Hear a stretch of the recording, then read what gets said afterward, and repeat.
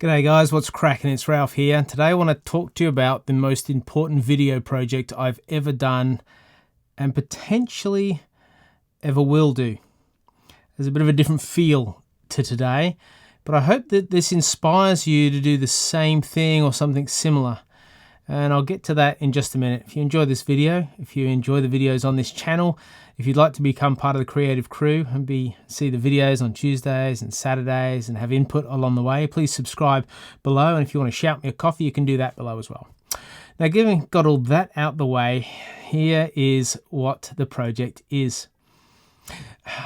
My family history is a little bit different to most. I'm 43. My grandparents have all passed away a long time ago. We don't have a large family. We have some relatives, some dear relatives in England who might even be watching this.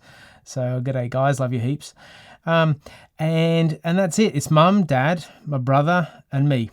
I'm married and got 2 kids. My brother's married and got 2 kids. And we have an auntie, another auntie and an uncle.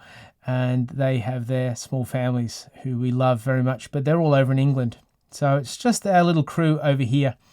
And because of all of those factors, and we never really had much of a relationship with our grandparents, even though we deeply loved them, we were little, they passed away a long time ago, we never had a chance to ask questions and hear stories about family heritage and the family legacy. And as you get older, you start to value these things more.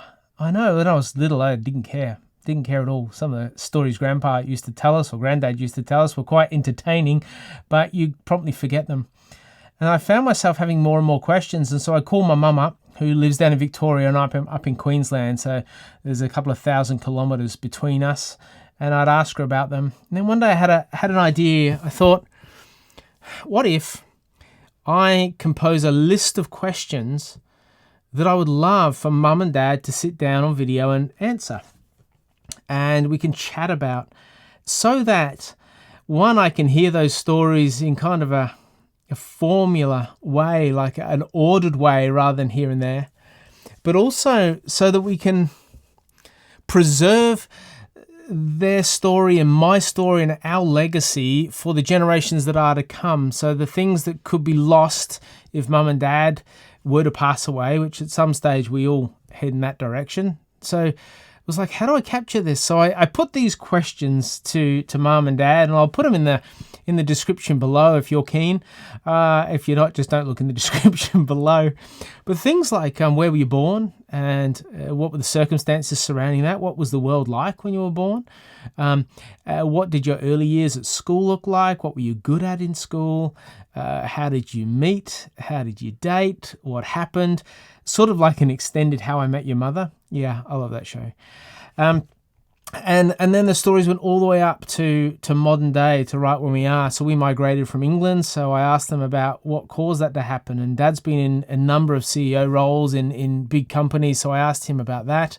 And in many ways, we just scratched the surface. But the whole video content, we had a conversation for 3 hours. And I captured it all of it. And I wanted to just talk through how I captured it all, so that if you wanted to do the same sort of thing, you might be empowered to do that. So hang on till right at the end, because I'm going to make this as accessible as possible for people when we get right to the end. But let me talk about what I did. So I took in my Nikon Z6 or Nikon Z6, depending on where you originate from, my 24-70, which is a f4, and I shot the whole thing on an f-stop of 5. That meant that they were really crisp and sharp, but the background was quite blurry. And I did that because I wanted them to be the focus. And I set it up on a tripod, and I shot 4K. So I wanted to future-proof this, because at the moment I don't need 4K, but in 20 or 30 years, 4K might be like our 720p. So I shot it on 4K, the highest resolution available to me, at 24 frames a second. I put the shutter speed at 50, because you need your shutter speed to double your frames per second. That stops you getting light waves, which are really frustrating and ruin any video. So we did that. I set my or ISO to auto, and I monitored it up to 1,000. And when it got to 1,000, it meant things were starting to get grainy, and we changed locations. So I said to Mum and Dad, where do you want to go? Where do you want to film this? And they said, well, we love outside. So we went outside on their patio in the new house they've built recently. And we filmed this thing, and then when it got too dark, when the sun went down, we moved inside. And when we're outside, we had to wait for the ambient noise to die down. So the kids had been put to bed, the dog had calmed down and stopped walking around. People had stopped cutting their grass and doing all that. It was the middle of summer in Victoria, so it was light till 9 o'clock at night. So we just waited for that, waited for the glare of the sun not to be too harsh and sort of cutting on their faces. And then we filmed, and then we moved inside. Now, an important ingredient in all of this was the audio. So I used the Rode video microphone on a tripod. So I attached a tripod and I put it just out of frame as close as possible. So it was probably 2 feet from their mouths. I had the winged cat on outside, and then I took it off when we went inside. So, and just directed this between the two. And then I had a 3.5mm extension running from this straight into my camera. Now, when you do that, you need to set your camera audio record to manual, which enables this to be picked up. If it stays on auto, it still records through the camera's audio. So do that regardless of what body you have. The other thing that was an interesting factor is the DSLRs that I use, and this is the same for Canon and Olympus and Fuji and Sony. They shoot 29 minutes and 59 seconds and then they stop. And the reason they do that is because if they shot more than 30 minutes or more, they're considered a video camera and there's greater tax involved. So the way they get around that is they have this inbuilt way that stops and starts. So basically you get these smaller chunks of video that are 29 minutes and 59 seconds long. But the beauty of the Nikon Z6 is it doesn't miss a beat. So it picks up exactly where it dropped out, and that means you can actually sandwich them together in post and you don't miss anything. So we chatted for 3 hours. That became a lot of footage, 3 hours of 4K footage and the audio. So I had the audio through this. I also got a lapel mic and I plugged it into my phone, and I used the app called Voice Record, which looks like this. And I had that sitting behind them with a lapel mic, so I had another source of audio. I also took down my DJI Osmo Pocket, which I put out of frame but on a tripod that also picks up audio, not quite as good quality, but sitting there as a backup. So my plan was, I said to Mum and Dad, I'm like talking to this camera, and I sat behind the camera, making sure the focus was always on one of their faces. And with an aperture of 5, if they're sitting next to each other, you always pick up both of their faces. So that was really, really good. I would then monitor the ISO on the back of here. So if it got too noisy or the light just looked really distracting, I'd just stop them and redo something.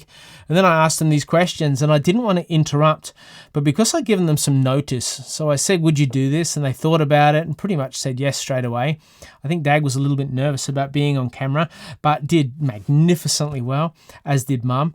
And they then had the questions, and the conversation literally flowed through all the questions with me hardly having to ask a single one of them. But the most beautiful question was the one right at the end. And it was this. It was, what would you want to say to your grandkids as they move through their life? Now, they've got 4 grandkids, 5 really, but 4 still living. And what would you say to your 4 grandkids as they move into their lives? And I found that asking those and other questions like, what would be your advice around money? How have you remained married so long? They've been married more than 50 years. Questions like that just gave so much wealth and so much richness that I previously wanted from them, but I'd never known how to ask. And so it was a beautiful was a beautiful time that we got to share, and I've backed up that data in several places, and now trying to work out what I do with it and how I use it, if it's more than just a keepsake for the family, but how it gets used. So I made sure my batteries were fully charged. I had 3 or 4 ready to go, and they were sitting next to me that I could just jam them in if I needed to. I had a spare memory card as well as the 2 120 gigs. I only used one 120 gig, and that was formatted. Both were formatted, and then I was like this prized possession that I carried around afterwards. So I just wanted to offer you this because there is legacy in our grandparents, in our parents, depending on how old you are in your family situation, that has the potential to be lost when they are lost to us. And it's such valuable information that just makes up who we are. And I would hate to have not done this and then to lose mum or dad and think I wish I had. And so we're looking at now doing it with Lyndall's parents, and a friend of mine has done it with his wife's parents, where he got the grandkids who are much older than my kids. My kids are 4 and 7. They got the grandkids to pose questions that the parents asked. But after doing this, I had a couple of chats with Mum, and she was reflecting on it, and she was like, "Oh, I wish I could change my answer about that, because now I've had a chance to hear me say it out loud and think about it. I'd probably change what I said about that opinion or that thought that I had." And wow, it caused me to discover and reminisce and celebrate things of our past that we've not thought about for a long, long time, and to hear each other's opinions on that. So it was really amazing. And I've ummed and ahed about whether to show you it or not, but I don't think I will.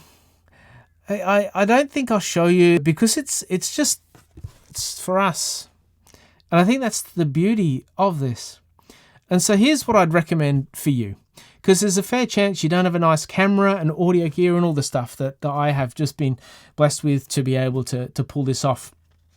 But I would I'd take questions. You can start with mine or get your own, it doesn't matter. And I'd ask those significant people in your life if you could do this project, and just say it's like a chat that we'll have, but I'm just going to video it. And then take your phone. Make sure you got enough space on it, so you might need to delete or get rid of some photos and video and stuff that's on it. And shoot like this. Don't shoot like this, shoot like this, and make sure it's flat. Don't shoot up or down or sideways, it just looks weird. So just make sure you shoot flat to where they are. And to do it, I think you just need 2 things. You need this what's called a phone adapter. It's got a 1/4 mount for a tripod, and you just jam your phone in there. It's super easy. And then this part goes on the other end of a tripod like this. And then you can just stick it there, turn around like that, obviously. And you can just video as you chat to them, and you will capture on this just some beautiful and brilliant memories. You'll be surprised by the things that are shared with you. You'll be elated. I'm sure, like myself, you'll be moved emotionally in more than 1 or 2 moments.